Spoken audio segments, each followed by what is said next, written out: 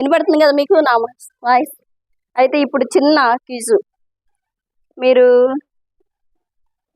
దైవజనుల భార్యలు అయితే కొంచెం సేపు వీళ్ళు ఎవరు చెప్పకపోతే మీరు చెప్పవచ్చు. ఓకేనా? ఫీల్ అవ్వద్దు. మామూలుగా సంఘస్థులందరికీ ఈ క్వశ్చన్స్. మొదట మనకి సామెతల గ్రంథంలో ఒక మాట ఉంటుంది. ఆ మాట ఎవరు చెబుతారు? సామెతల గ్రంథంలో ఒక మాట ఉంటుంది. అది వాడుక అన్నమాట, అసలు స్త్రీల గురించి.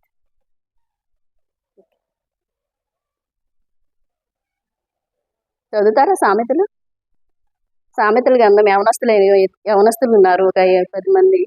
వాళ్ళకు కూడా మాట్లాడుతూ వస్తున్నాను. యవన కాలంలో 1వ తారీఖుని 1వ అధ్యాయము 31వ తారీఖు వరకు 31 అధ్యాయాలు ప్రతి నెల చదవాలి సామెతలు. అప్పుడు యవన కాలంలో తొట్టెళ్ళకుండా ఉంటారనమాట. మనం పుట్టుకతోనే నీతిమంతులం కాదు. నీతిమంతులమా? పాపంలోనే పుట్టాము, పాపంలోనే వచ్చాము.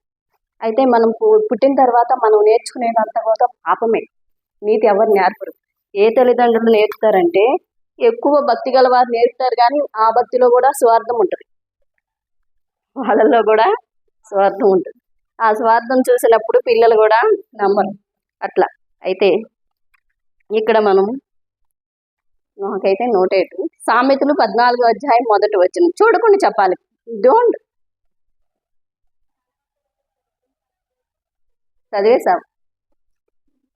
చదివా కదా? చదివావా లేదా? చదివా. అది నిజమైతేనే మీకు గిఫ్ట్ వస్తుంది, లేకపోతే రాదు. ఓకే, నా దగ్గర ఉన్న క్వశ్చన్లో కొన్ని మీకు అడుగుతాను. మీరేమి డిస్టర్బ్ అవ్వద్దు. ఊరికి జస్ట్ మనం తెలుసుకోవటం మంచిది కదా. బైబిల్ గ్రంథంలో స్త్రీలు చాలా మంది ఉన్నారు. చాలా మంది, పురుషుల కన్నా స్త్రీలే ఎక్కువ గణపరచబడ్డారు. ఎక్కువ మంది వ్యూహం అంటే 6,000 మంది కన్నా అని అర్థము. వ్యూహంగా ఉన్నారు యేసు ప్రభుని ప్రకటించే స్త్రీలు. వారిలో మనం ఎవరమే. ఇప్పుడైతే మనం ఒక స్త్రీ గురించి, 2 స్త్రీల గురించి మాట్లాడుతూ వస్తాం. 10 నిమిషాలు ఈ క్యూజ్లో దేవుడు సహాయం చే. అందమైనది అని అర్థం ఇచ్చే పేరు కలిగిన స్త్రీ ఎవరు? మీరు ఫాస్ట్గా చెప్పొద్దు, ఆలోచించి చెప్పండి. రిఫరెన్స్ ఏంటి, ఎక్కడుంది? అందమైనది అని నేను అందమైన స్త్రీ అని చెప్పలా. ఒక పేరుకి అందమైనది అని అర్థం వస్తుంది.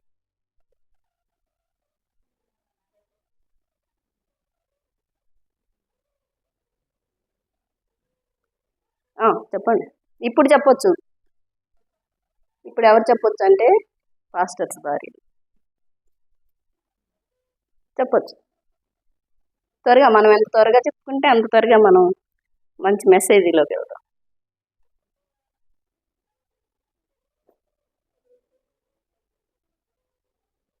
ఎవరు చెప్పరా? అర్థం వస్తుంది, ఆ పేరుకి అర్థం వస్తుంది. ఆ పేరుకి అర్థం అంటే తెలుసా మీకు? నీ పేరేంటి? రేపు స్వర్ణకు అర్థం ఏంటి? ఆ పేరుకి కూడా. ఇప్పుడు ఆ పేరుకి అందమైనది అన్నారు. సరే, మీరు గెస్ చేయలేకపోతున్నారు ఏమో చెప్తాను, రాసుకోండి. ఈసారి ఎప్పుడన్నా మీకు ఎవరైనా తటస్థించినప్పుడు మీరు చెప్తారు. ఆదికాండము 4వ అధ్యాయం 22వ వచనం.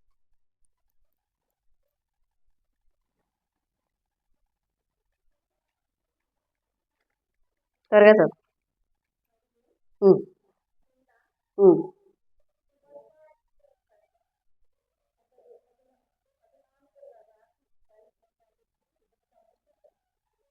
పదును గల.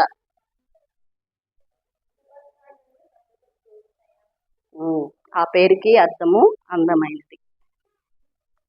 గుర్తుంది. ఆదికాండం.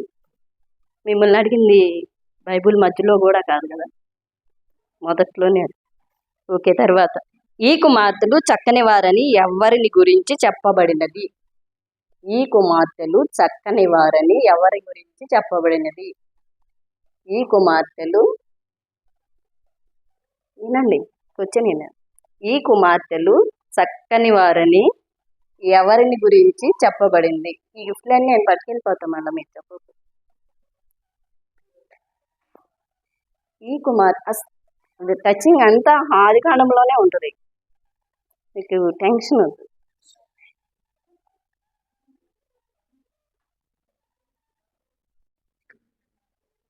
ఈ కుమార్తెలు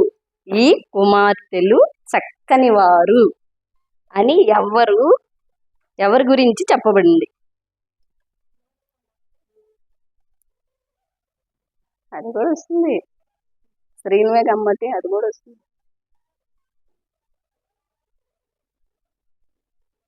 చెప్పండి త్వరగా. ఒక్క ఈ కుమార్తెలు చక్కని వారు, ఇది కూడా చెప్పేసి అన్ని నేనే చెప్పేసుకుని నాకేనా గిఫ్ట్. ఆది కాండము 6:2, 6వ అధ్యాయము 2వ.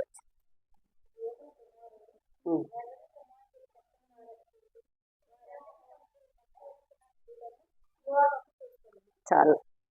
ఎవరిప్పుడు ఎవరు చెప్పండి, ఎవరు అందగాళ్ళు? ఎవరు నరుల కుమార్తెలు? ఎవరు ఉందా అక్కడ?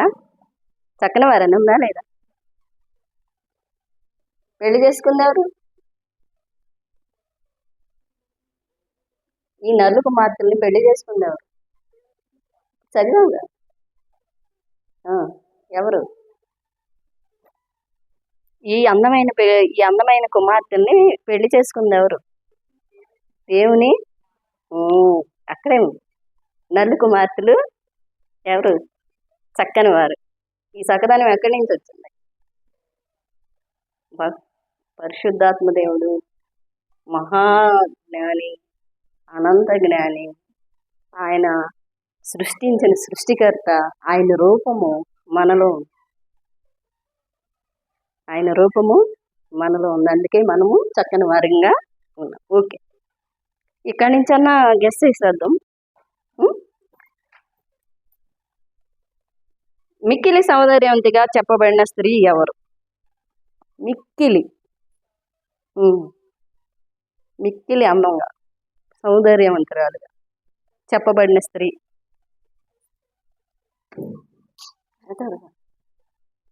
త్వరగా చెప్పండి సిస్టర్, మీకు బైబిల్ చదువుతున్నారా లేదా? నాకు డౌట్ వచ్చేసింది. ఎవరు? మిక్కిలి సౌందర్యవతిగా చెప్పబడిన స్త్రీ ఎవరు? కీయునా? సరే, ఆమె ఎక్కడికి వెళ్ళమంటే అక్కడికి వెళ్ళింది. ఆమె గురించి కూడా చెబుతాను నేను.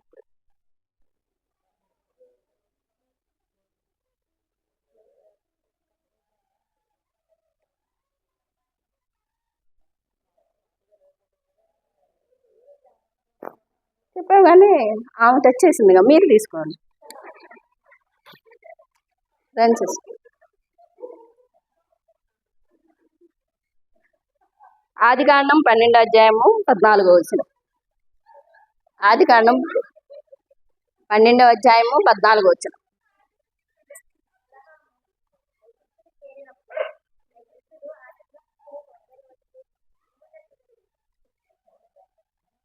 ఓకేనా?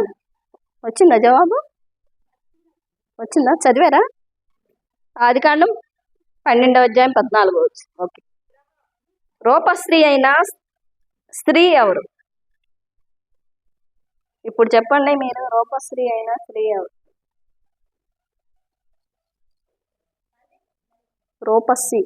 రూపస్ ఎవరు? అందంగా ఉంది ఆ స్త్రీ. స్త్రీలకి తర్వాత చెబుతాను, ఇది అయిపోయినా. స్త్రీలకి అందమైన పేర్లు ఉంటాయా ఉండవా? నీ పేరు నా పెడితే ఊరుకుంటావా? నేను ఎంత అందంగా ఉన్నా, నా పేరు సౌందర్యం అంటారా?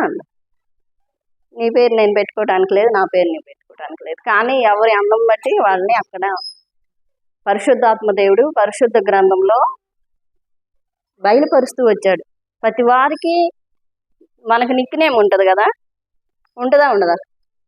ఉంటుందా నిక్ నేమ్? నాకు అరగంట టైం. నిక్ నేమ్ ఉంటుందా ఉండదా? ఈ నిక్ నేమ్లో మనకు ముందు ఒకటి ఉంటుంది కదా, ఉంటుందా ఉండదు? అట్లాగే ఇక్కడ కూడా ఉన్నారు. స్త్రీలకి ముందు ఒక బిరుదు ఇచ్చాడు దేవుడు, అందరికి ఇచ్చాడు. బైబిల్లో ఎంతమంది స్త్రీల పేర్లు రాస్తున్నాయి, అంతమంది స్త్రీలకు బిరుదు ఉన్నాయి. అయితే మీరు చదవరు, అది అందువల్ల చెప్పలేకపోతున్నారు. రూపశ్రీ అయినా స్త్రీ ఎవరు చెప్పండి సిస్టర్, మీరు చెప్పండి. ఇప్పుడు మీకు వచ్చింది దైవజనులు ఎవరైనా, దైవజనుల భార్యలు ఎవరైనా చెప్పండి. ఆమె పేరు ముందే ఉంటుంది, ఆమె పేరు ముందు ఉంటుంది. ఆ పేరు ముందు చెప్పారు కదా ఇందాక. ఫస్ట్ ఏం చెప్పారు? ఫస్ట్ చెప్పారు మీరు. ఈ సిస్టర్ ఫస్ట్ చెప్పారు. ఈ సిస్టరు ఫస్ట్ చెప్పారు. త్వరగా చెప్పాలి. తీసైనా మరి తీసొద్దా? రాసుకుంటారా? సరే, ఇది కూడా నాకే వస్తుంది, నేనే పట్టుకు.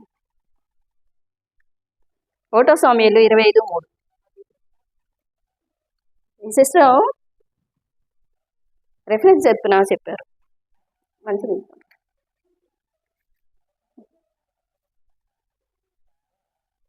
ఓకే, ఇప్పుడు ఆమె సౌందర్యవతి అని ఎవరి గురించి చెప్పబడినది? ఇప్పుడు చెప్పండి అమ్మా. ఆమె సౌందర్యవతి అని ఎవరి గురించి చెప్పబడింది? అమ్మా అమ్మా అభిగేలు ఇచ్చేసా సిస్టర్కి. అభిగేలు రిఫరెన్స్ చెప్పగానే అభిగేలా దయచేయండి కదా, కొంచెం టచ్లో ఉన్నారు. ఓకే, ఆమె సౌందర్యవతి అని ఎవరి గురించి చెప్పబడింది? చాలా ఈజీ. ఆమె 2 అక్షరాలు. ఇస్తే ఎన్ని అక్షరాలు వస్తాయి?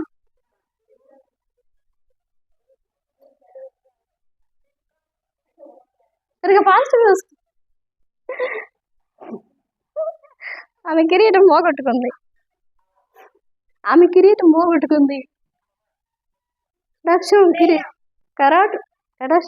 కిరీటం పోగొట్టుకుందా?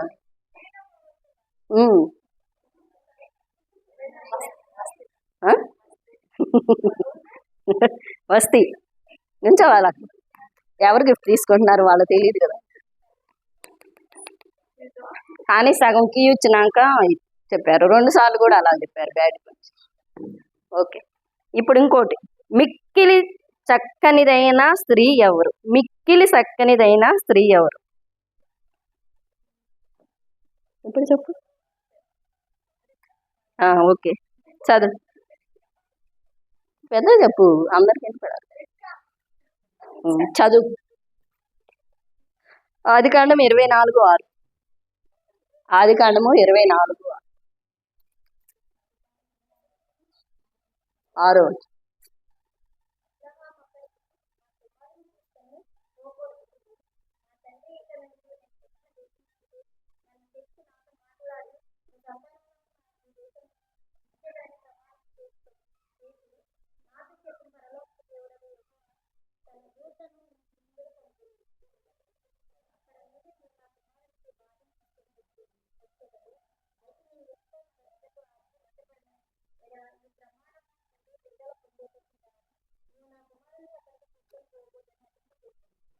పదహారు.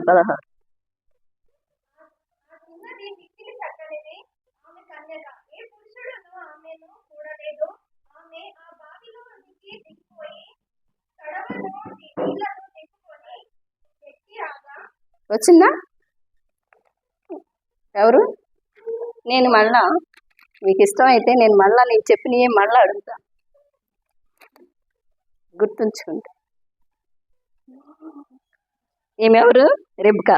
సుందరివతి అయిన స్త్రీ ఎవరు? సుందరివతి.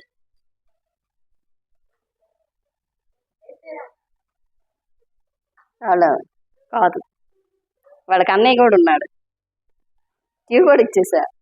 వాళ్ళకి అన్నయ్య ఉన్నాడు, వాళ్ళ అన్నయ్య చాలా చక్కనోడు. వాళ్ళ అన్నయ్య చాలా చక్కనోడు. వాళ్ళు చెప్పండి, అక్షరం చెప్పారులే. వాళ్ళు చెల్లిపోయారేంటి?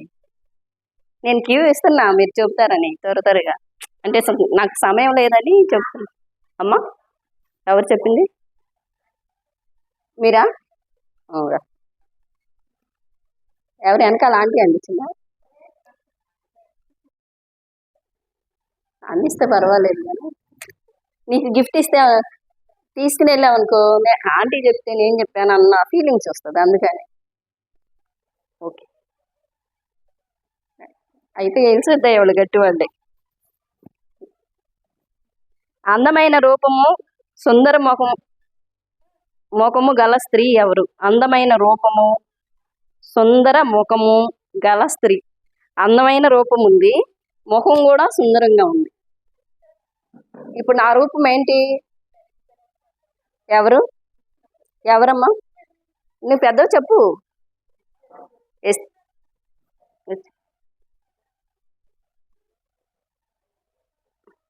చదవండి. ఎస్తేరు గ్రంథం 2:7.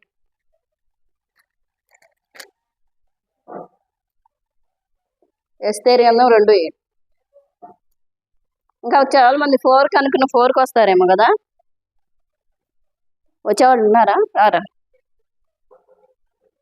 రూపవతి సుందరి అయిన స్త్రీ ఎవరు? రూపవతి సుందరి అయిన స్త్రీ. ఎస్తేరు చదువుకోండి. ఎస్తేరు 2:7 చదవండి ఒకళ్ళు, ఎవరైనా త్వరగా.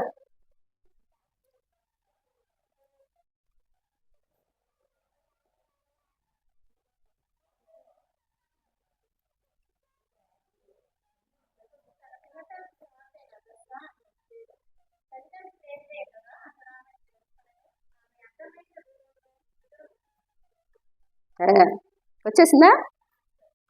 క్వశ్చన్ వచ్చింది, జవాబు వచ్చేసి. రూపవతి సుందరి అయిన స్త్రీ ఎవరు?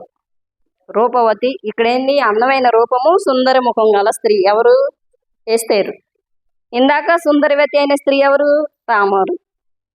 మిక్కిలి చక్కనిది ఎవరు? రెబ్కా. ఓకే, ఇప్పుడు రూపవతి సుందరి అయిన స్త్రీ. రూపవతి సుందరి అయిన స్త్రీ అన్నీ మనకు తెలిసినవే, వినే ఉంటారు కదా.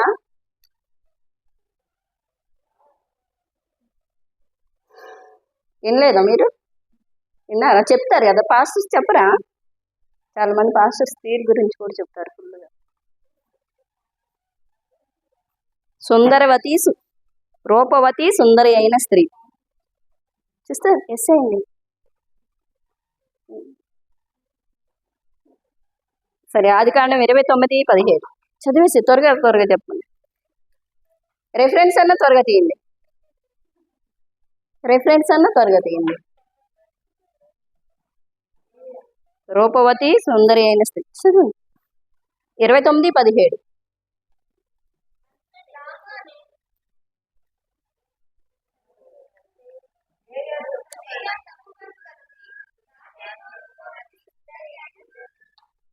ఎక్కడుంది? తెలుసలేదా మీకు? పేరు తెలుసు కదా, ఎవరో తెలీదు అంతే, కానీ తెలుసు. ఆమెకుండా బిరుదది. మనకు కూడా బిరుదు ఉంటుంది కదా, మనం అందరం చీర కట్టుకుని వెళ్తే బిరుదు ఉంటుందా ఉండదా?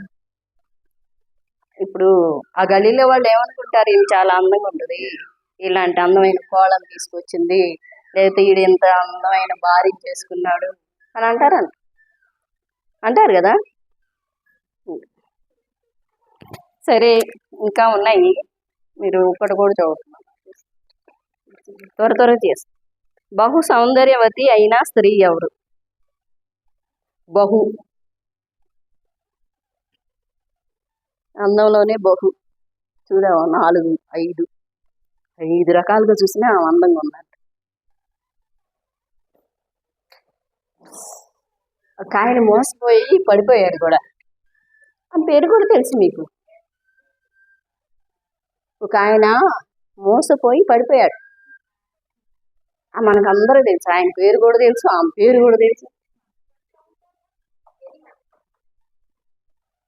సిస్టర్ చెప్పండి, చెప్పండి అమ్మా, చెప్పండి, మీరు ఎవరైనా చెప్పండి.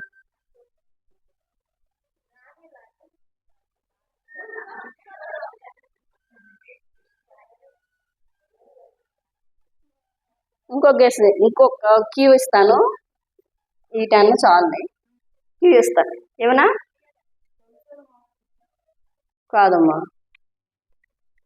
ఆమె సంసోను ఎవరి దగ్గరికి, ఢిల్లీలో దగ్గరికి వెళ్ళినప్పుడు ఆమె గురించి రాయలేదు కదా దేవుడు, పరిశుద్ధాత్మ దేవుడు రాశాడా?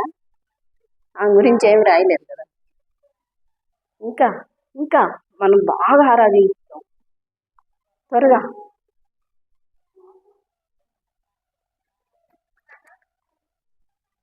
కాదు, ఆమె పేరు బా మీద వచ్చింది. ఎవరు చెప్పారు?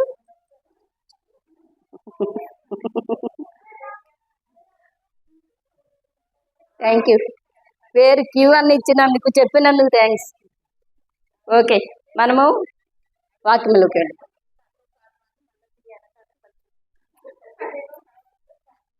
ఇంకా చాలా ఉన్నాయి. ఇది ఎప్పుడన్నా కలిసినప్పుడు. ఓకే, సామెతలు 14:1 జ్ఞానవంతురాలు తన ఇల్లు కట్టును. కలిసి చదువుకుందాం. 14:1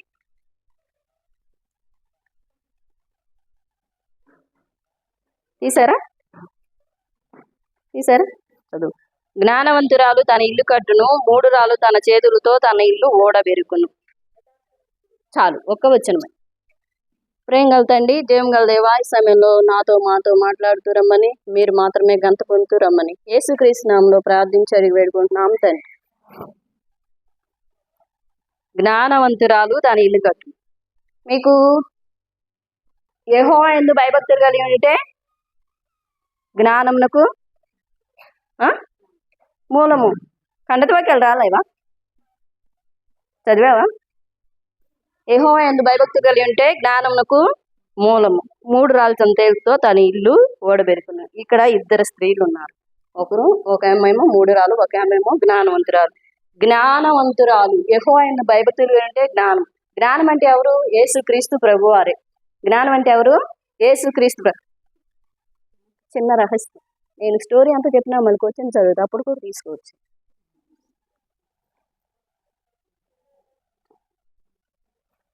ఈ 2 స్త్రీల్లో ఇద్దరిద్దరు కాళ్ళకి చూసుకుని ఒక 20 నిమిషాల్లో మిమ్మల్ని ముగించేస్తాం. ఓకేనా? మీకు పనులు ఉంటాయి కదా. జ్ఞానవంతురాలు తన ఇల్లు కట్టును, మూఢురాలు తన చేతులతో తన ఇల్లు ఓడబెరుకును అనే ఈ చిన్న మాటలో బైబిల్ మొత్తం ఆధారపడి ఉంది.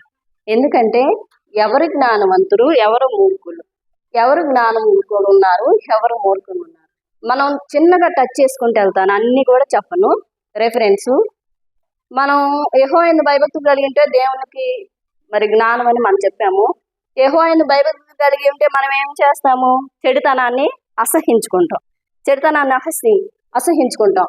అయితే యేసు ప్రభు వారు ఆయన జ్ఞానము, తెలివి అన్నీ ఉన్నాయి. అయితే ఆయన ఒకటి పాపిని ప్రేమించాడు, పాపాన్ని ద్వేషించాడు.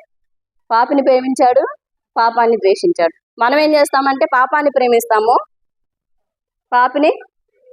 ఎందుకంటే ఎవరైనా పాపం చేస్తున్నారనుకో, వాళ్ళ ద్వారా మనకి ఏమైనా లాభం వచ్చిందనుకో, ఆమెను ప్రేమిస్తాం, ఆ పాపాన్ని ప్రేమిస్తాం, ఆమెను మటుకు ద్వేషిస్తాం. ఎక్కడికి వెళ్ళి పక్కకి వెళ్ళి అరే నీకేం అలా ఆ భాషలు వేరుగా ఉంటాయి. అసలు స్త్రీలింగా ఉంటామే కానీ మహా భయంకరమైన పరిస్థితులు అనమాట.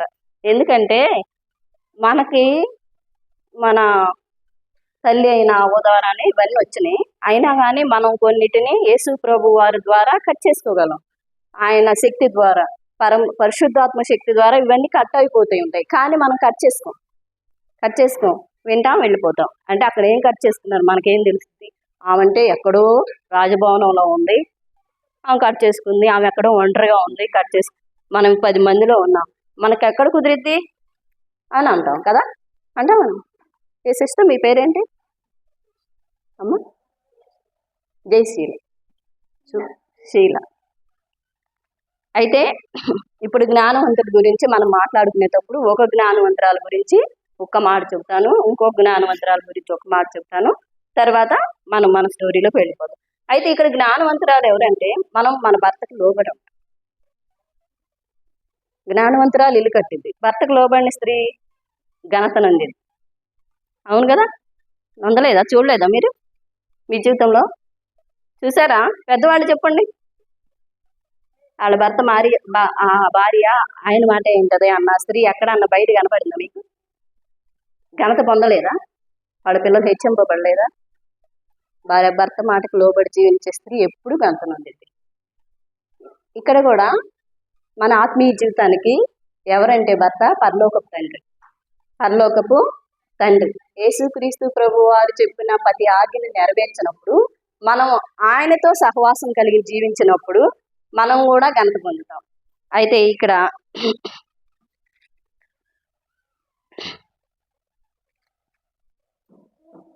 ఒక స్త్రీ ఉంది. ఆ స్త్రీ అబ్రహాము విశ్వాసులకు తండ్రి. వాళ్ళ భార్య శారా. ఆమె ఎవరికి? విశ్వాసులకి తల్లి. తల్లేనా? తల్లే కదా. అయితే ఈ భర్త యేసు ప్రభు వారి ముగ్గురుగా ఆయన దగ్గరికి వచ్చారు. ఎక్కడికి వచ్చారు? అబ్రహాం గారి దగ్గరికి. ఎండవేళ 3 గంటల సమయం వచ్చినప్పుడు నమస్కారం చేశాడు. సాగిలపడి ఏం చేశాడంటే పరిగెత్తుకుంటా గుడారంలోకి వెళ్ళి తన భార్య దగ్గరికి వెళ్ళి ఎక్కడికి వెళ్ళాడు? శారా దగ్గరికి వెళ్ళారా? ఉందా? మీకు ఐడియా ఉందా? త్వరగా చెప్పండి, చెప్తే మేము ఫాస్ట్గా వెళ్ళి అమ్మా 3 మానికలు తీసుకు గోధుమ పిండి తీసుకు రొట్టెలు చేయమన్నాడు. పిండి తీసుకు. విన్నా ఏం లేదా? ఇందా? ఆమెకెంత వయసు? 90 సంవత్సరాలు. ఏమంది? 90 సంవత్సరాలు ఆమె ఏముంది? నేను నిదానంగా చెబుతాను, మీకు అర్థమయ్యేటట్టుగా చెబుతాను. ఏమంది? పరిగెత్తుకుంటూ వెళ్ళి చేసి. ఈ స్త్రీ ఎవరు? జ్ఞానవంతురాలా కాదు. ఏం చేసింది? తన భర్త మాట లోబడింది. తన భర్తకి లోబడి. మనం కూడా యేసు ప్రభు వారికి లోబడ్డప్పుడు మన కుటుంబాలు బాగా కట్టుకోగలం. ఎలా లోబడాలక్క అంటే, నువ్వు 3 గంటలకు లేవు, ప్రార్థన చెయ్యి. నీకేం పని ఉండదు కదా. ఉదయం అంతా కష్టపడు. ఏం అవసరంలా. అయ్యా నేను ఉదయం 10ంటికి వెళ్ళి సాయంత్రం 5ంటికి పని చేసి వస్తాను, మళ్ళీ ఇంట్లో వంట చేసుకుని మళ్ళీ పండుకుని లేచే వరకు నువ్వు ఒక్కటే ఒక మాట, ఏసయ్యా నేను ఎన్ని పనులు చేసుకున్నా నీ పని 3ంటికి లేచి చేయాలి. 3 గంటలు లేచి ప్రార్థన చేయాలని నువ్వు వడంబడిక చేసుకోవాలి. వడంబడిక ఉంటుందా ఉండదా? వడంబడిక అంటే తెలుసా మీకు? ప్రమాణం చేసే కదా మనం భార్య భర్తలుగా వస్తాము. ఆయన ఎలాంటి భర్త అయినా కాపురం చేస్తామో చేయము. మరి యేసుప్రభు వారితో కూడా ప్రమాణం చేయాలి. నేను 3ంటికి లేవాలి, నేను నాతో నువ్వు మాట్లాడని. అప్పుడు మనతో దేవుడు అదే సమయానికి చెయ్యి తట్టి లేపుతాడు. ఈమె ఆమెకు లోబడింది కాబట్టి ఇక్కడ ఈ స్త్రీ ఏమైంది? జ్ఞానవంతురాలు. ఇంకొక ఆయన ఉన్నాడు, వాళ్ళ ఇంట్లోనే ఉన్నాడు, వాళ్ళతోనే సహవాసం చేశారు. వాళ్ళ భార్యాభర్తలు ఇద్దరు వాళ్ళతోనే గడిపారు. చివరికి కొంచెం దూరం అయ్యారు. దూరం అయిన తర్వాత వాళ్ళ ఇంటికి కూడా దేవదూతలు వచ్చారు. చెప్పండి, ఇప్పుడు వాళ్ళ ఇంటికి కూడా దేవదూతలు వచ్చారు. అమ్మా లోతు అక్కడే ఉంటుంది. 21వ అధ్యాయము, 21 కాదు 19వ అధ్యాయము. నేను చిన్నగా చూపిస్తున్నా. వచ్చిన చదివారా? 18వ అధ్యాయం 6వ వచనంలో, అబ్రహాం గుడారంలో ఉన్న చారా ఎద్దు త్వరగా వెళ్ళి నీవు త్వరపడి 3 మానికల మెత్తని పిండి తెచ్చి పిచ్చికి రొట్టెలు చేయమని చెప్పిన మాట చారా ఉంది. ఇక్కడ ఇంకో ఉంది. ఈ స్త్రీ సామెతలో స్త్రీ ఉంది. ఈ స్త్రీలు ఎలాంటి వాళ్ళు అంటే, కొంచెం జ్ఞానవంతులైన స్త్రీలు ఉన్నారు, మూర్ఖులైన స్త్రీలు కూడా ఉన్నారు.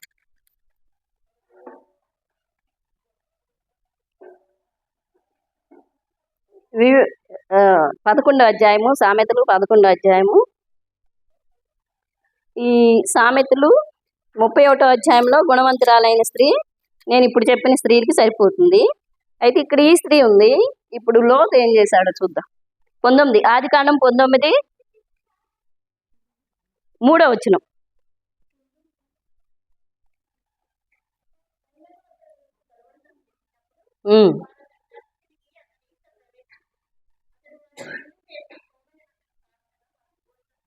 ఈ స్త్రీ వెళ్ళాడా? ఈ స్త్రీ దగ్గరికి భర్త వెళ్ళాడా? వెళ్ళలేదు కదా. మరి ఆమె చెప్పలేదుగా పని చెప్పాడా? మన గురించి మన భర్తలో తెలుసు కదా. ఈమె చెప్తే చేసిద్దా చేయదా? ఆమె దగ్గరికి వెళ్తే ఈ పని అవదు, నేనే చేసి పెడతా, ఎవరికి దేవదూతలకి నేనే చేసి పెడతానని పొంగల రొట్టెలు చేసి పెట్టాడు. అంటే ఈ స్త్రీ అంత భయంకరమో చూసారా? గయ్యాళి అయిన భార్య అని తెలుసా మీకు? ఉందా సామెతల్లో? ఉందా? ఇలాంటి స్త్రీలతో మనం ఉండొచ్చా? ఇప్పుడు ఈ స్త్రీ ఎవరు? లోతు భార్య. ఈమె పేరు రాయబడ్ల. ఈమె ద్వారా కుటుంబానికి ఎంత నాశనమో తెలుసా? భయంకరమైన పరిస్థితులు. 2 ఆడపిల్లలు భయంకరమైన పాపంలోకి వెళ్ళటానికి ఆమె కారకురాలైంది. నిజంగా నీవు దేవుని నమ్ముకుని యేసు ప్రభు దగ్గరికి వచ్చి ఆయనతో సహవాసం చేసి కొన్ని దినాలు గడిపిన తర్వాత నీ వెనక్కి వెళ్ళిపోయావనుకో, నీ భవిష్యత్తు కూడా అలాగే ఉంటుంది. సాతాను ఒకటే చెప్పింది, మీకు తెలుసనే అనుకుంటున్నాను. ఇప్పుడు ఏదైనా చెడ్డ పని చేయాలనుకో, చెడ్డ పని చేయాలంటే అది మనం ప్రేరేపిస్తేనేగా మనం చేసేది. అమ్మారా ఈ బూతు మాటను, లేకపోతే ఇలా రివర్స్ అవ్వు అనగానే మనం రివర్స్ అయ్యామనుకో, రేపొద్దునంట చనిపోగానే సాతాను అంటదంట, ఏమ్మా యేసు ప్రభు మాట వినకుండా నా మాట విన్నావుగా ఆ రోజు. ఏ రోజు? నేను ప్రేరేపించాను కదా, మీ ఆయన మీద తిరగబడు, లేదా మీ ఆయన మాట్లాడుతుంటే ఆ పని చేయకు, మీ ఆయనకి ఇంట్రెస్ట్గా ఉండొద్దు. ఇవన్నీ ఎవరు చెప్తారు? సాతానే ప్రేరేపించింది, సాతానే చెప్పింది. చివరికి అంటది చనిపోయిన తర్వాత, నేను చెప్పినవన్నీ చేసావు కదరా, నేను నరకానికి వెళుతున్నా, నువ్వు కూడా రావాల్సింది. నీ దేవుడి మాట నువ్వు వెళ్ళలేదు కదా, విన్నావా? వింటే దేవుని వైపే వస్తావు. అలాగే యవనస్తులారా చాలా జాగ్రత్తగా ఉండాలి. యవన కాలంలో తొందరగా మోసపోతాం. ప్రార్థన చేసుకుని ఏ పైన. ఓకే, ఇద్దరం చూసామా? ఇప్పుడు జ్ఞానవంతురాలు ఎవరు? చారా. ఏం చేసింది? భర్త మాట విని తన ఇల్లు కట్టుకుంది. తన ద్వారా ఎవరు వచ్చారు? ఆకాశం నక్షత్రాల కంటే ఎక్కువైన విస్తారమైన జనాంగం ఎక్కడి నుంచి వచ్చారు? చారాదారు వచ్చారా? ఏం ద్వారా? అమోనీలు, మోయాబీలు. ఎవరు వచ్చారు? శాపగ్రస్తమైన. ఓకే, ఇప్పుడు అర్థమైందా జ్ఞానవంతురాలు ఎవరో? తర్వాత ఇక్కడ నేను చెప్పేవన్నీ మీకు తెలుసు, కానీ నేను టచ్ చేసే ఉంటా. 2 వేసులు ఉన్నారు. ఇద్దరిలో ఇద్దరు వేసులే, కానీ ఒక ఆమె దేవుడు దర్శించినప్పుడు వెంటనే లోబడి జ్ఞానంగా ప్రవర్తించింది. ఒక ఆమె దేవుడు దర్శించిన కాలంలో లోబడింది, కానీ వెంటనే తన యొక్క వెనక జీవితాన్ని జ్ఞాపకం చేసుకుని మళ్ళీ బురదలోకి వెళ్ళిపోతుంది. ఇద్దరిని టచ్ చేసి 4:25 మీ అందరికీ తెలుసు. యెహోషువని ఎవరు దాసించారు? యెహోషువను 12 మంది వెళ్ళారు కదా. 12 మంది కాకుండా 2 రేగుల వారు వెళ్ళారు. ఏ ఊరు వెళ్ళారు? తెలిసేయండి, మీకు బుర్ర పదును పెడతారని. వేగుల వారు 2 వెళ్ళారు. ఏ ఊరు వెళ్ళారు? ఇశ్రాయేలీలో నుంచి వేగుల వారిని పంపాడు యెహోషువ. అమ్మా రాహాబు అని వేసి దగ్గరికి వెళ్ళారు కదా. సరే తీద్దాం. యెహోషువ గ్రంథం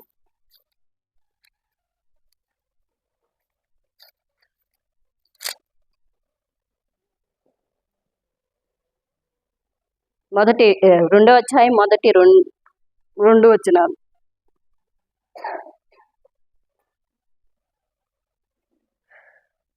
చదవండి.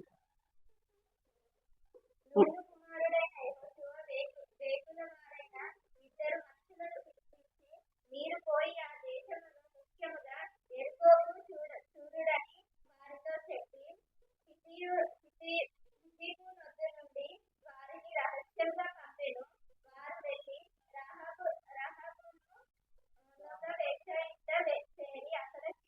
చాలమ్మ.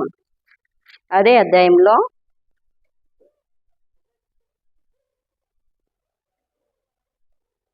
18వ వచనం, 18, 19.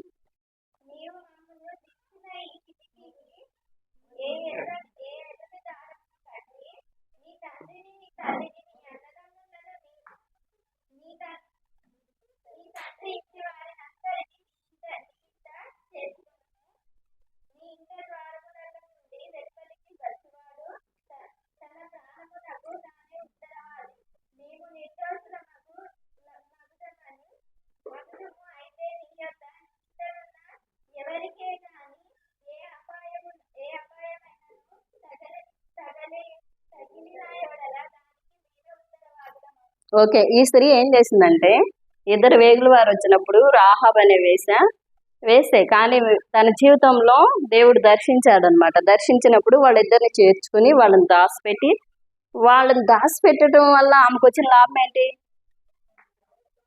వాళ్ళ ఇంటి వారందరూ రక్షింపబడ్డారు. అయితే ఇక్కడ వాళ్ళ ఇంటి వారందరూ రక్షింపబడటానికి కూడా కొన్ని కండిషన్స్ చెప్పారు. ఏం చెప్పారంటే, ఇల్లు దాటి బయటకు వస్తే ఏమన్నాడు? వాళ్ళకి మేము సాక్ష్యం కాదు, మీకు కొత్త నూతన మందిరం ఇచ్చారు. ఎవరిచ్చారు? ఈ సంఘస్థులు చెప్పండి, యెషయా సంఘస్థులు ఎవరిచ్చారు? దేవుడు ఇచ్చారు. ఈ మందిరంలో నుండి బయటకు వెళ్తే చెప్పండి, ఎవరు ఉత్తరవాదులు? దేవుడా? మరి మీరందరూ ఏం చేయాలి? ఇప్పుడు మీరు ఒక్కొక్కళ్ళు మందిరానికి వచ్చారనుకో, ఎంతమందిని రక్షించాలి?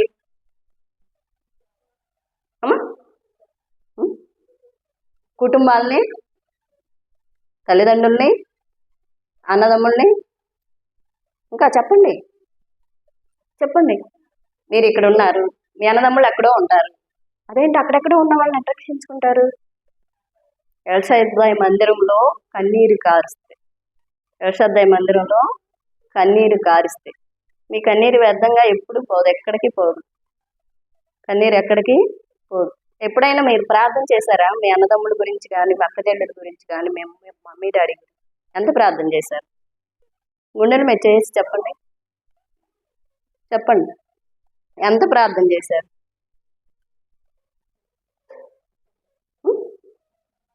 కొంచెం మనం అంటే ఎంత ప్రార్థన చేయాలంటే, ఎవరైనా చనిపోతే ఎలా ఏడుస్తాం? ఇప్పుడు రేపు వాళ్ళు చనిపోయినాక ఎక్కడికి వెళ్తారు? అప్పుడు ఏడ్చినా కూడా అదేదో ఇప్పుడు ఏడవాలి. అదేదో ఇప్పుడు గుర్తుందా మీకు? చేస్తారా పని? చేస్తారా? ఒప్పుకోవాలి. ఇప్పుడు సిస్టర్, మీరు చెప్పిన వాక్యానికి మేము ఇదే లైవ్ ఒప్పుకుంటాం, ఓకేనా? అంటే వాళ్ళు నరకానికి వెళ్తే మనకు ఆనందమా? ఏదన్నా ఒక చిన్న దెబ్బ తగిలితేనే అన్నయ్యకి కానీ, తమ్ముడికి కానీ, మమ్మీకి కానీ, డాడీకి కానీ ఎలా ఏడుస్తాం? ఎడవరా? ఏంది స్త్రీలింగా ఎడవరా? ఏడుస్తారు కదా. స్త్రీలకే ముందు కోపం వస్తుంది, స్త్రీలకే ముందు ఏడుపు వస్తుంది, స్త్రీలకే అన్ని నిర్ణయాలు ముందే తీసుకుంటారు. పురుషులు తీసుకోరు అన్ని నిర్ణయాలు. అర్థమైందా? స్త్రీలు తీసుకుంటారా లేదా? ముందు నిర్ణయం తీసుకుంటారా లేదా? తీసుకోలేదా మీరు ఎప్పుడు?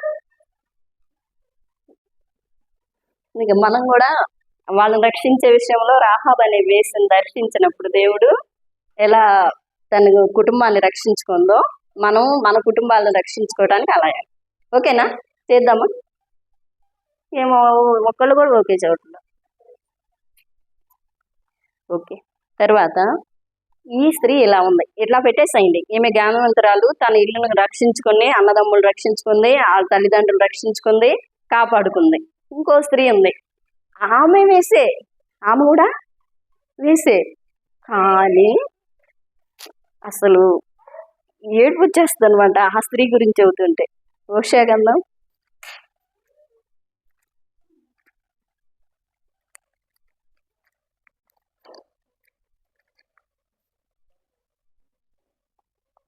2వ వచనం. మొదట యెహోవా హోషేయ ద్వారా ఈ మాట చదివించెను. జనులు యెహోవాను విసర్జించి బహుగా వ్యభిచరించున్నారు గనుక నీవు పోయి వ్యభిచారం చేయి స్త్రీని పెండ్లాడి వ్యభిచారం వల్ల పుట్టిన పిల్లలను తీసుకొనుమని ఆయన హోషేయకు ఆజ్ఞించింది. ఇవెవరు? గోమెర్. గోమెర్ తెలుసు కదా, ఈమెవరు? ఆమె ఏంటి? ఎవరు ఇక్కడికి ఎవరు వెళ్ళారు? దేవుడు ఏమన్నాడు హోషేయతో? వ్యభిచారం చేసే స్త్రీని మాత్రమే చేసుకోమన్నాడు. తర్వాత ఆమె ద్వారా పుట్టిన పిల్లలనే తెచ్చుకోమన్నాడు. అయితే నేను చిన్న మాట చెబుతాను. ఒక వేసు దగ్గరికి వెళ్ళి ఒక ఆయన నేను పెళ్లి చేసుకో అంటే చేసుకుంటుందా? ఆయన ఎంతమందిని అడిగి ఉంటాడో కదా, ఒకసారి ఆలోచించండి. హోషేయ వేసు దగ్గరికి వెళ్ళి ఎన్నిసార్లు అడుగుంటాడు, ఎంతమందిని అడుగుంటాడు, నన్ను పెళ్లి చేసుకో, నన్ను పెళ్లి చేసుకో. దేవుడు నిర్ణయించాల. దేవుడు పలానా ఆవి దగ్గరికి వెళ్ళి గోమెర్ ఉంది అక్కడ పెళ్లి చేసుకో అని చెప్పాడా? చెప్పలా. కానీ ఇశ్రాయేలీల్లో వ్యభిచారం చేస్తున్న స్త్రీలు ఉన్నారు చాలా మంది. వాళ్ళ దగ్గరికి వెళ్ళి వాళ్ళని పెళ్లి చేసుకో అన్నాడు. వీణా ఎత్తుక్కుంటే ఒకళ్ళని అడిగాడు, ఇద్దరిని అడిగాడు, ఎంతమందిని అడిగాడు, ఎంతమంది చీ కొట్టారో వాళ్ళ దగ్గరికి వెళ్ళినప్పుడు హోషేయను ఎంతమంది చీ అన్నారు కదా. ఒకసారి మనం హృదయపూర్వకంగా ఆలోచించండి.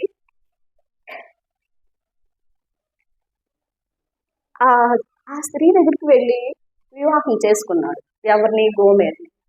వివాహం చేసుకున్న తర్వాత 3 పిల్లలు. ఒక పిల్లోడిని కంటేనే ఎంత బాగుంటుంది, ఆనందం ఉంటుందా ఉండదా ఇంట్లో? ఒక పిల్లోడిని అన్నామంటే మనం పెళ్ళైన తర్వాత ఒక 3 years ఏకీభవిస్తేనేగా బాబు పుట్టేది. చెప్పరేంటి? న్యాయమా అన్యాయం? 3 years అర్థం చేసుకునే ఉంటుంది ఆమె. ఎవరిని? హోషేయని. అర్థం చేసుకుందా లేదా? ఇప్పుడు 3 పిల్లలను కనాలంటే కనీసం 10 ఏళ్ళని బట్టి ఉంటుంది కదా. 3 సంవత్సరాలు కడకేసుకుంది. 10 సంవత్సరాలు ఆయనతో కాపురం చేసి 3 పిల్లలను కన్నాక ఆమె మళ్ళా ఎక్కడికి వెళ్ళిందో తెలుసా? ఎక్కడికి వెళ్ళింది? చదువు ఒకసారి. 10వ వచనం.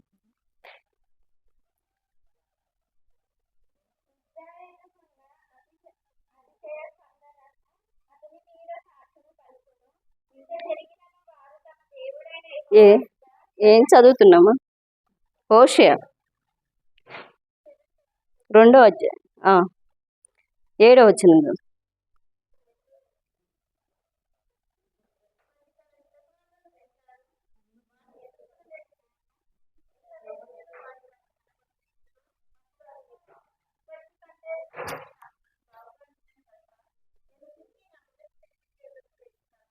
ఏమనుకుంది? ఎవరు మొదటి పెనిది? చెప్పరండి, చెప్పాలి. మొదటి పెనిమిటి ఎవరు? ముందు తను ఎవరితో ఉంది? ఆమె ఒక వేసే కదా. ఎవరితో ఉంది? వేటగాండ్లతో. కానీ తను ఏమనుకుంటుంది? హోషేయ దగ్గరికి వచ్చినా కూడా వెనక స్థితి గుర్తొస్తుంది తనకి. మన జీవితంలో కూడా ఆత్మీయంగా ఎదిగిన తర్వాత ఒక 10 సంవత్సరాలు, ఒక 5 సంవత్సరాలు, లేకపోతే బాప్టిజం తీసుకుని ఒక 20 సంవత్సరాలు, లేకపోతే 30 సంవత్సరాలు, ఈ జీవితం వచ్చిన తర్వాత ఒక్కసారిగా మనల్ని హృదయం మీద ఒక్కసారి తట్టిద్దంట మొదటి పెనిమిటి. ఎవరు? మనం పుట్టుకతోనే ఎవరికి సంబంధులు? మన అపవాది బిడ్డలం. మనం దేవుని బిడ్డలమా? యేసు ప్రభు వారి లోకానికి వచ్చి మనల్ని సెలువులో ఆయన ప్రాణం పెట్టి మనల్ని ఆయన రక్తంతో కొనుక్కుని ఇప్పుడు ఆయన బిడ్డలుగా చేసుకున్నాడు కాబట్టి మనం ఆయన ఆరాధిస్తున్నాం. ఇంతకుముందు మన సొంత నిర్ణయాలు, సొంత ఆలోచనలు, సొంత తలంపులు, మన ఇష్టమైన కాడకు వెళ్ళాము, ఇష్టమైన కాడకు తిరిగాము, ఇష్టమైన ఆలోచనలు, ఇష్టమైన తలంపులు గుండెల మీద చేసుకుని ఒక్కళ్ళన్నా నాతో చెప్పండి, నేను ఎప్పుడు చిన్నప్పటి నుంచి ఇప్పటి వరకు నేను ఏ తలంపు తలంచలేదని చెప్పలేము. ఎవరు మనం ఇప్పుడు? ఆమె కన్నా మనం ఇంకా దౌర్భాగ్యులు. ఆమె కన్నా చెప్పురే, మనం మంచిదమా? మంచిదా? ఇంత చేసినా కూడా దేవుడు ఏమన్నాడు తెలుసా హోషేయతో? హోషేయ నీ భార్య దగ్గరికి వెళ్ళి, అప్పుడు ఇజ్రాయెల్ దేశంలో ఎలా ఉండేదంటే ఆ దేశంలో అమ్మబడేవాళ్ళు ఎలా ఉంటారంటే వ్యభిచారం వల్ల పుట్టిన వాళ్ళే కాదు. అక్కడ యూదా రాజ్యం తర్వాత ఈ హోషా ఉన్న దినాల్లో వాళ్ళని ఒక అందమైన స్త్రీని తీసుకెళ్ళి ఇంత డబ్బులకి అమ్మేస్తారు. అందమైన స్త్రీని తీసుకెళ్ళి ఇంత డబ్బులకి అమ్మేస్తారు. ఈ అమ్మేసినప్పుడు కొనుక్కోవచ్చు, ఆమెను బానిసగా తీసుకొచ్చుకోవచ్చు. అయితే ఇక్కడ అమ్మేసినప్పుడు ఈమె కూడా మంచి నిర్ణయం తీసుకుందా, చెడ్డ నిర్ణయం తీసుకుందా? జ్ఞానవంతురాలు ఏం చేసింది? ఒక్కసారి దేవుడు దర్శిస్తేనే వాళ్ళ తల్లిదండ్రుల్ని అందరినీ రక్షించుకుంది. ఈమె మూఢత్వం వల్ల ఈమె కొన్ని ఇల్లు ఏం చేసింది? పెరికి వేసుకుంది. 3 పిల్లలు పుట్టి భర్త వచ్చినాక ఏం చేసింది? నా మొదటి భార్య బాగున్నాడు, మొదటి భర్త బాగున్నాడని వెళ్ళిపోయి ఏం చేసిందంటే, అక్కడ వయసు ఉంటుంది కదా, ఆడవాళ్ళకి అందం ఉంటుంది కదా, ఈ అందమే మనం మోసం చేసేది. మనం మోసం చేసేది అందమే. అందం మోసకరం సౌందర్యం వ్యక్తమని సామెతల్లో సలోమాను. నిజంగా బాల్యం నుండి నాకు అందం లేదు, నేను దేవునితో ఉంటాను అనుకుంటే, దేవునితో గడిపితే దాని అంత సంతోషం ఏదీ లేదు. అయితే ఇక్కడ ఏమవుతుందంటే దాని అందం గుర్తొచ్చేసి మొదట వెళ్తే అక్కడ అంత తనకున్న యవనము, మినిమం 3 పిల్లల కన్నా కూడా ఇంకా ఉండదా? ఉండదు కదా, యవనం ఉండదాక ఉండిద్ది.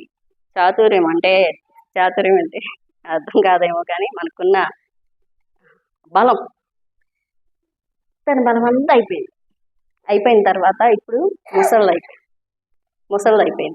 ముసళ్ళు అయిపోయినాక వణుకుతుంది. ఇప్పుడు ముసలాళ్ళం కూడా అమ్ముకుంటారు. ముసలాళ్ళు దేనికి పనికి వస్తారు? ఇంటి కాపలాగా ఉంటారా? ఉండరు. అలా అయితే ఏలంపాటలో ఉంది. ఎవరు ఈ స్త్రీ? ఎవరు? గోమెర్. ఎక్కడుంది ఇప్పుడు? ఏలంపాటకి ముందు వేసుగా ఉన్న ఆమెనే తీసుకొచ్చుకుని పెళ్లి చేసుకున్నాడు. 3 పిల్లలుగా ఉంది, అయిపోయింది. ఇప్పుడు మళ్ళీ నాకు అదే కావాలని వెళ్ళిపోయినాక అక్కడ ఆమె జీవితం అంటే తనకున్న బలవంతం ఉడికిపోయిన తర్వాత తను ఎక్కడో తీసుకెళ్ళబడిందానికి మళ్ళా యథాస్థానం అంటే ఒక అమ్మే స్థలంలో అక్కడికి వెళ్ళిన తర్వాత ఏలం పాట వేస్తున్నారు. ఎవ్వరు కొనకపోతే ఇంకా దేవుడు మాట్లాడుతున్నాడు కదా హోషేతో, మాట్లాడుతుంటే ఇంకా వెళ్తాడనమాట. వెళ్తే ఆడికి వెళ్ళిన తర్వాత వాడి ఏలం పాటలో ఇంత అంటుంటే ఈయన 15 తులాలకి 10 యావల బియ్యానికి కొంటాడు. కొన్ని ఏం చేస్తాడంటే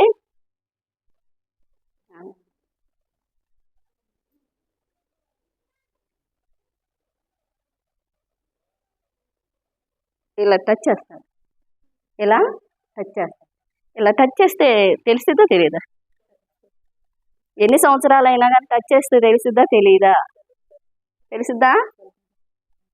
ఆయన 15 తులాలకి కొన్నప్పుడు ఆమె ఇంటుంది.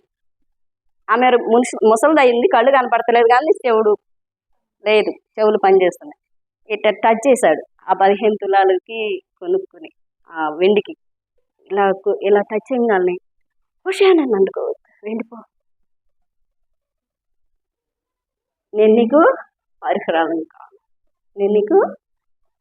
అర్హురాలని.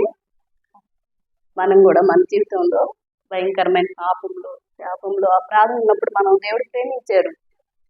ఎన్నోసార్లు మనల్ని నిజంగా తిరుగుబాటు చేసే జనాంగంలో మనం కూడా ఉంటాం. ఎందుకు? బాప్టిజం తీసుకుంటాం, మారుమలుచుకుంటాం, భర్తకు లోబడము, సంఘానికి లోబడము, దైవజనం చెబుతుంటే వినము, నిద్రపోతాము. మనకు అన్నీ ఉంటాయి, అన్ని లక్షణాలు ఉంటాయి.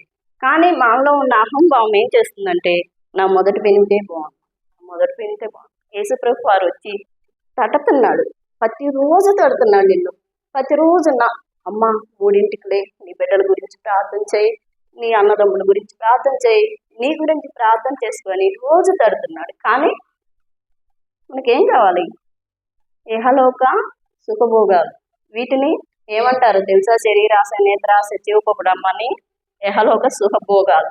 ఈ భోగాలకు అలవాటు పడితే మనం అనుకుంటున్నాము పిల్లల్ని ఎలాగో పెంచుతున్నాం. ఈ రోజుల్లో చాలా జాగ్రత్తగా పెంచాలి. ఒక స్త్రీ ఉంది,